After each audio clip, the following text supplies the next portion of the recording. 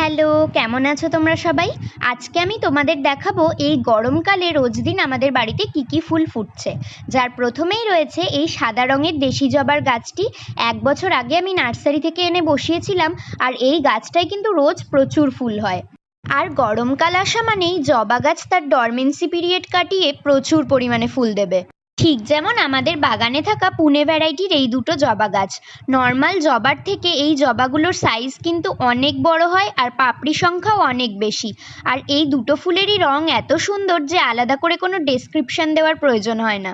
তবে এবার যাকে দেখছো সে কিন্তু প্রপার গরমের ফুল নয়, কারা কারা চিনতে পারলে কমেন্ট করে জানিও। এরপর দেখাই এই মাধবীলতা বা মধুমঞ্জরি ফুলের গাছটি। 1 বছর আগে নার্সারি থেকে এনে লাগিয়েছিলাম এবং এবছরই প্রথম ফুল ফুটতে শুরু করেছে, আর গাছটাও বেশ বুশি হয়েছে। আর এনার সৌন্দর্যকে কি করে ইগনোর করি বলো তো? ইনি হলেন সাদা রেন লিলি, আমার